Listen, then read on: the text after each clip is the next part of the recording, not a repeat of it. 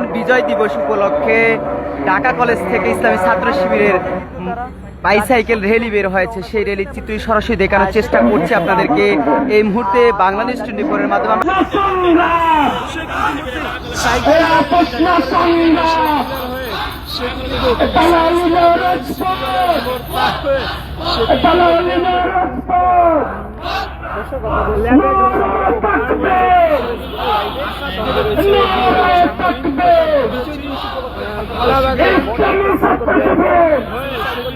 দেখতে পাচ্ছেন যে এই মুহূর্তে বাংলাদেশ ইসলামী ছাত্র শিবিরের পক্ষ থেকে মহান বিজয় দিবস উপলক্ষে যেই সাইকেল র্যালি বের হয়েছে সেই র্যালির চিত্রই কিন্তু আপনাদেরকে দেখানোর চেষ্টা করছি আমরা। যেটি দেখেছি কিছুক্ষণ আগে মূলত ঢাকা কলেজ থেকে তারা এই র্যালিটি বের করেন, সেখান থেকে তারা কিন্তু র্যালিটি নিয়ে ইতিমধ্যে রাজধানীর মানিক মিয়া এভিনিউর উদ্দেশ্যে যাচ্ছেন। সেখান থেকে তারা ফের ঢাকা কলেজের উদ্দেশ্যে র্যালি করবেন এমনটাই কিন্তু আমরা জানতে পেরেছি এবং ঢাকা কলেজে এসে তারা আজকের যে র্যালি কর্মসূচি সেটি কিন্তু সমাপ্ত করবেন। যদি একটু জানিয়ে রাখি, আমরা এই যে ছাত্র শিবিরের র্যালিটি রয়েছে সেই র্যালিতে দেখতে পাচ্ছি যে ছাত্র শিবিরের কেন্দ্রীয় সেক্রেটারি জেনারেল যিনি রয়েছেন নুরুল ইসলাম সাদ্দাম, তাকে দেখতে পাচ্ছি এবং ছাত্র শিবিরের কেন্দ্রীয় নেতৃবৃন্দ রয়েছেন।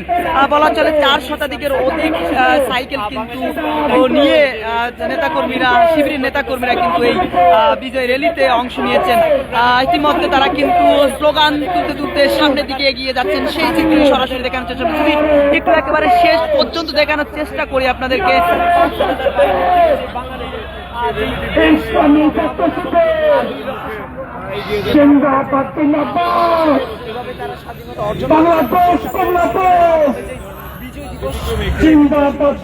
মহান বিজয় দিবস উপলক্ষে ছাত্র শিবিরের ব্যতিক্রমিক আয়োজন সাইকেল র্যালি, সেই সাইকেল র্যালির চিত্রই সরাসরি দেখানোর চেষ্টা করছি আপনাদেরকে বাংলাদেশ 24 এর মাধ্যমে। আমরা যদি একটু জানিয়ে রাখি, মূলত কিছুক্ষণ আগে ঢাকা কলেজ থেকে এই সাইকেল র্যালিটি শুরু হয়।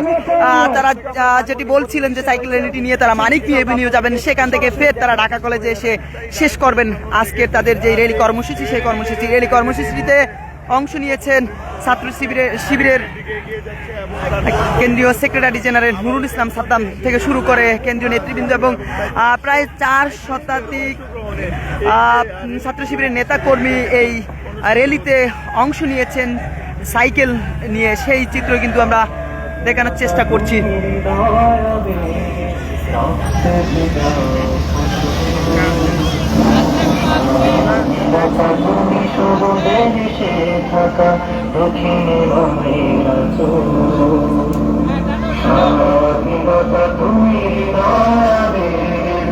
Immigration to Canada.